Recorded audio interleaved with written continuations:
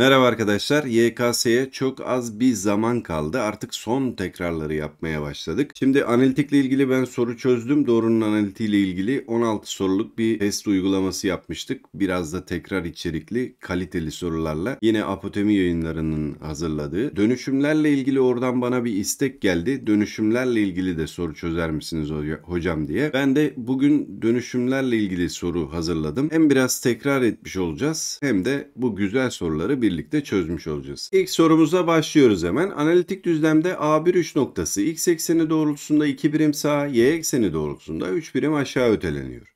Her defasında aynı yöntemle devam edilerek öteleme n kez tekrarlanıyor. N'inci kez ötelemede elde edilen nokta bu doğru üzerinde olduğuna göre n kaçtır demiş. A noktasını yazdık 1,3. Şimdi bu 1,3 noktasını x ekseni doğrultusunda 2 birim sağa ötelersek apsise 2 eklememiz gerekecek. Virgül dedim. Y ekseni doğrultusunda 3 birim aşağı ötelemek de ordinattan 3 birim çıkarmak demektir. Yalnız ben bu işlemi n kez tekrarlıyorum. Yani burada bulduğum apsise bir daha 2 ekleyeceğim. Sonra bir daha 2 ekleyeceğim. Orada bulduğum ordinattan 3 çıkaracağım. Sonra bir daha 3 çıkaracağım vesaire. Bunu kaç kez yapacağım? N kez. O zaman ben buradaki apsise n kez 2 eklerim. Ordinattan da n kez 3 çıkartırım. Yani yeni koordinatlarım bu olur ve bu doğru üzerinde olur arkadaşlar. Öyleyse ne yapacaksınız? Y yerine 3 eksi 3n, x yerine de 1 artı 2n yazıp doğru denklemini sağlatacağız. Yazalım bakalım. 3 eksi 3n eşittir. Eksi 3 tane 1 artı 2n artı 42 dedik. Açarsak eksi 3 eksi 6n artı 42 olur bu tarafta. Sol tarafta 3 eksi 3n devam ediyor. Buradaki eksi 6n'i buraya atarsan 3n eşittir. Bu artı 3 karşı tarafa eksi 3 geçecek. 42'den 6 çıkaracağız. 36 olacak. O zaman n sayısı 12'dir. Demek ki 12 kez tekrarlanıyormuş bu hadise diyeceğiz. Bitireceğiz soruyu. Diğer sorumuza bakalım. ABCD karesi sadece x ekseni doğrultusunda sola ötelenmiş ve y eksenin kareyi eşit alanlı iki parçaya bölmüş. Buna göre yeni durumda karenin D köşesinin koordinatları toplamı aşağıdakilerden hangisidir? Şimdi burada düşünmemiz gereken şey nedir? Kareyi komple sola doğru ötülüyormuşuz. Buradaki y ekseni de bu kareyi eşit alanlı iki parçaya bölüyor.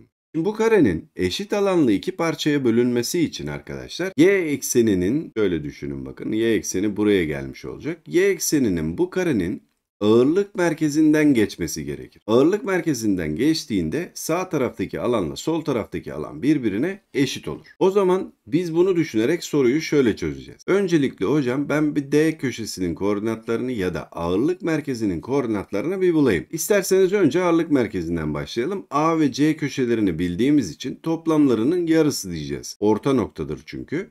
3 artı 5 8 yapacak. 2'ye böldük 4. Apsisi 4 bulduk. 0 ile 6'yı toplayıp 2'ye böldük. Ordinatı da 3 bulduk. D noktasının koordinatları için paralel kenar kuralından yararlanacağım. 3 artı 5 8'dir. 7 ile neyi toplarsak 8? 1. Apsisi 1 bulduk. 0 ile 6'nın toplamı 6 yapacak. 2 ile neyi toplarsak 6 yapar? 4 dedik. Bu kareyi sola doğru kaç adım öteleyeceğim acaba? Ona bakmam için G noktasının y eksenine uzaklığına bakmam lazım. O da bana G noktasının apsisini verir. Yani 4. Demek ki bu kareyi 4 birim sola öteleyeceğim. Öyleyse D'ye de aynı yöntemi uygulamam lazım. 4 birim sola giderse D noktası eksi 3'e 4 olur yeni koordinatları. Peki D köşesinin koordinatları toplamı soruluyor bana. Öyleyse cevabım 1'dir diyeceğim. Üçüncü soruya bakıyoruz arkadaşlar. Analitik düzlemde AB doğru parçası orijin etrafında şekildeki gibi 72 derece döndürülüyor. Orijin etrafında 72 derece. Şuraya hemen şöyle 72 dereceyi yazalım. Buna göre AB'nin taradığı yüzeyin alanı kaçtır diye sormuş. Şimdi bakın A ve B noktaları y eşittir x bölü 2 doğrusu üzerinde. O zaman buradaki A noktasındaki 2'yi yani apsisi bu doğru üzerinde yerine yazarsam ordinatı bulurum. 2'yi buraya koydum, y'yi 1 buldum. Demek ki A 1'dir. Aynı şekilde B noktası da y eşittir x bölü 2 doğrusu üzerinde olduğundan x yerine 6 yazdığımızda y'yi 3 yani b'yi 3 buluruz. Arkadaşlar bu aslında dönme hareketi yaptığında burada bir daire dilimi oluşacak. 72 derecelik daire dilimi. Bunun alanını bulmamız için O ile B arasındaki yarıçap mesafesinden O ile A arasındaki yarıçap mesafelerini karelerini birbirinden çıkartmamız lazım. Şöyle yapalım öyleyse. A noktasının orijine olan uzaklığı 2'ye 1 olduğu için koordinatları Pisagor alacağız. 2'nin karesi artı 1'in karesinden kök 5 gelecek. Yani OA yarıçaplı şuradaki 72'lik pasta diliminin yarıçapı kök 5. Ondan sonra O ile B arasındaki mesafe 6'ya 3'ten 3 kök 5 olacak. O zaman B'den şuradaki yay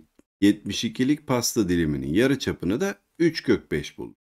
Öyleyse yapmamız gereken hareket şu. 72 bölü 360 diyeceğiz. Parantezi açacağız. Pi çarpı büyük daire diliminin alanı yani 3 kök 5'in karesi eksi pi çarpı küçük dairenin yani kök 5'in karesi. Şimdi 3 kök 5 45 yapar. 5 çıkardık 40 yaptı. 72 de 36 ile sadeleştirirsek 2 bölü 10'dan 1 bölü 5 gelecektir.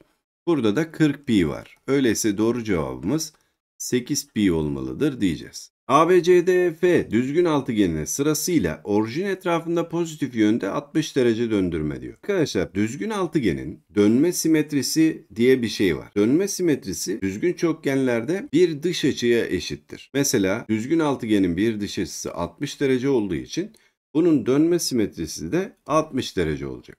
Nasıl yapıyoruz hocam? Şöyle yapıyoruz bak. O AB'yi birleştir. Sen buradaki yayı zaten biliyorsun 60 derece diye. Bu dış açıya eşit. Şimdi biz bunu pozitif yönde yani şu yönde 60 derece döndürdüğümüzde o zaman A noktasının B noktasına geleceğini söyleyebiliriz. İlk yaptığımız harekette. Sonra x eksenine göre yansıma alıyorum. Bakın x eksenim burası. Buna göre yansıma alırsam A üssü noktası gelir D'nin oraya. Ondan sonra y eksenine göre yansıma alırsam A noktası y eksenine göre yansıma aldığımda gelir tam E'nin oraya. Yani A'nın yeni koordinatları E'nin orası olur. O zaman bana hangisi sorulmuş? Yeni koordinatları kaçtır diye sormuş. Hemen şöyle yapalım bakın. O'dan C'ye kadar mesafemiz 4 olduğu için O'dan F'ye kadar mesafemiz de 4'tür deriz. Ve CF düzgün altıgende uzun köşegen olduğu için uzun köşegen 8 olduğundan bir kenarın 4 olması gerek. Bu da tam simetrik böldüğü için burayı 2 parçalayacaktır.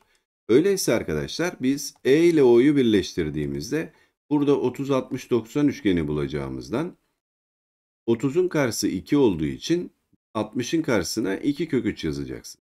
A noktası artık düzlemin ikinci bölgesindedir. O yüzden apsisi eksi 2'dir, ordinatı ise 2 kök 3'tür diyebilirsiniz.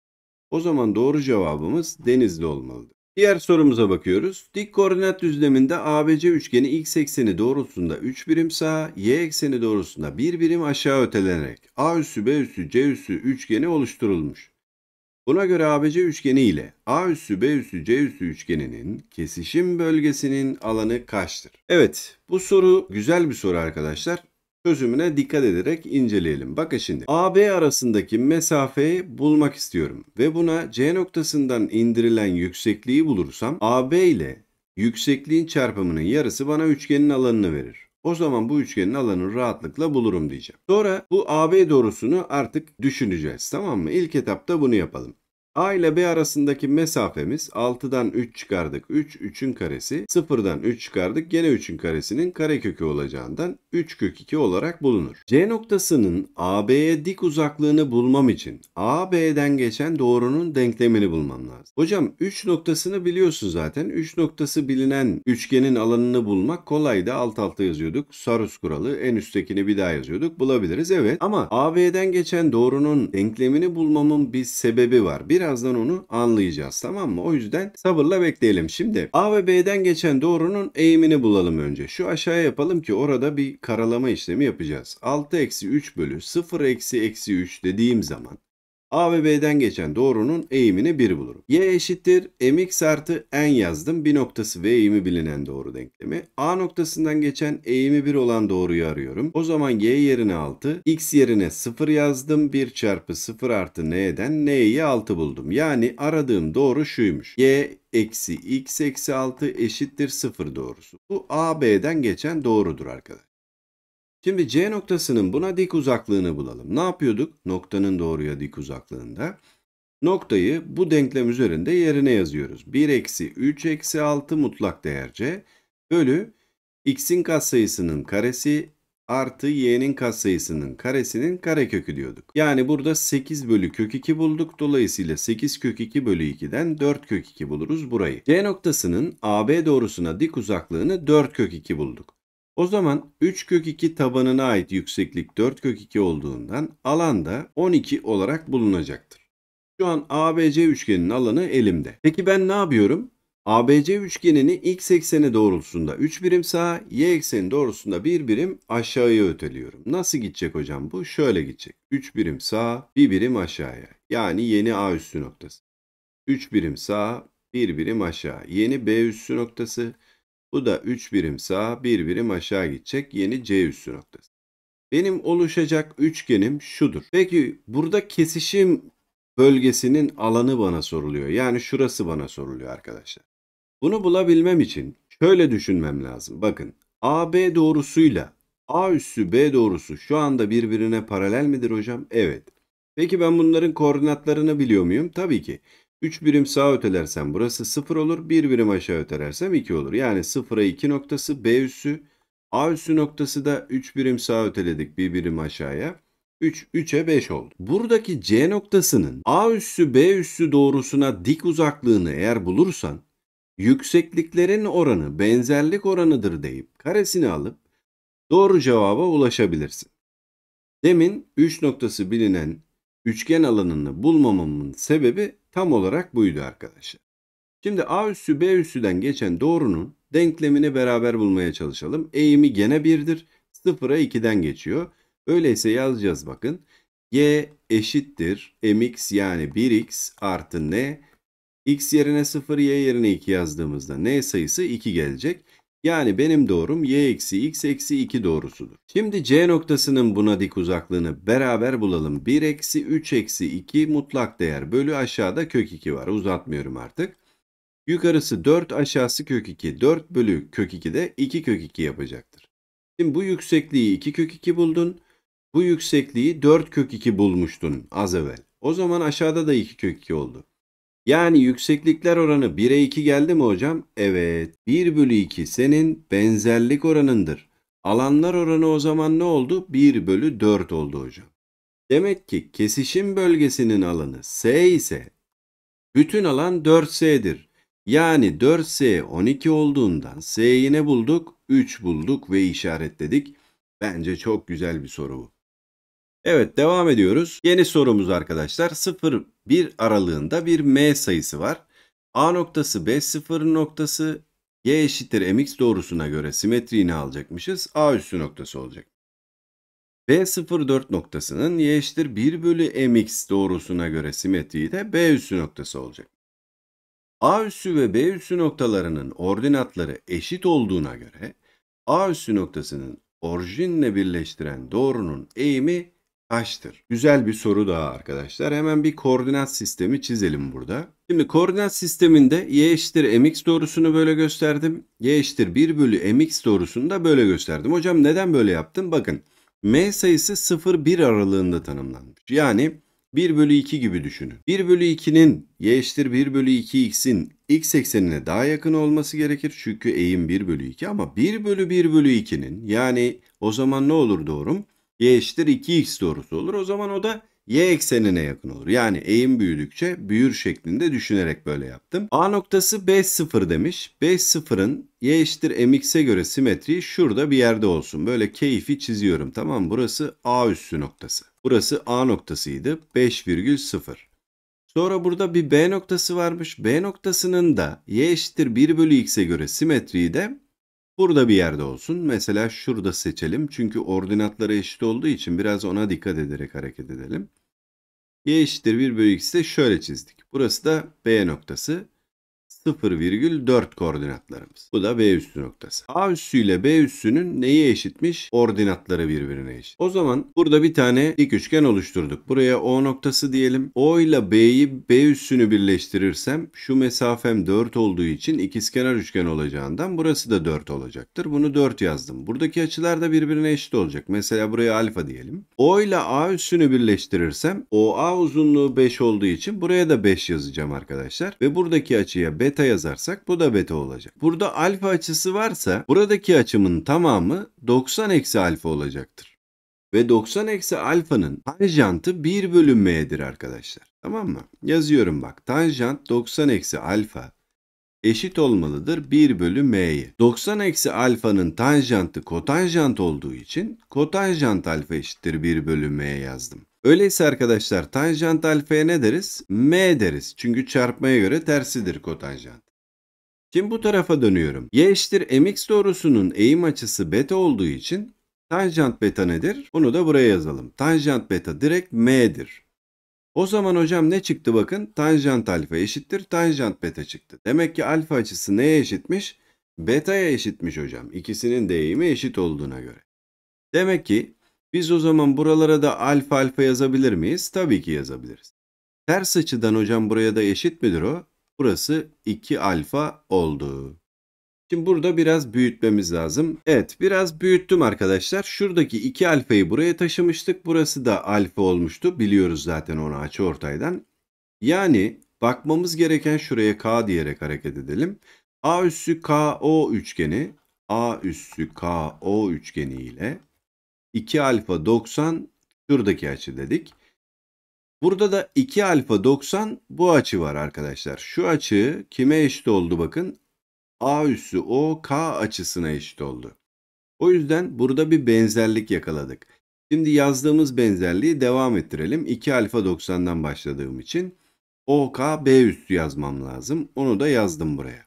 Peki hocam benzerlik oranı nedir? Bakın 90'ın karşılarına dikkat ederseniz 4 bölü 5'tir benzerlik oranınız. Şimdi ben ne arıyorum? OA üssü doğrusunun eğimini arıyorum. Bunu bulabilmem için şuradaki açının tanjantı lazım bana. Yani karşı dikkenar bölü komşu dikkenar lazım.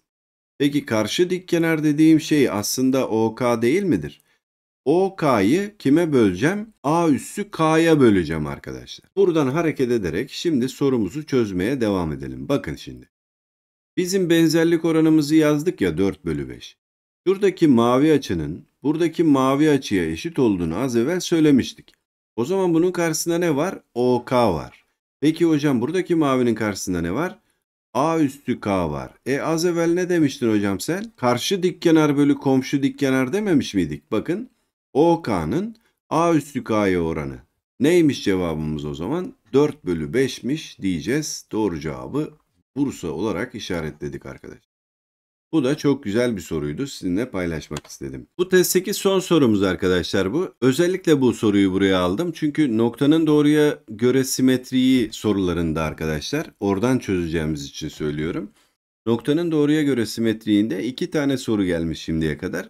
Hep de eğimi 1 ve eksi 1 olan doğrular için gelmiş. Yine karşımıza gelirse en azından bir size de hatırlatma yapmış oluruz.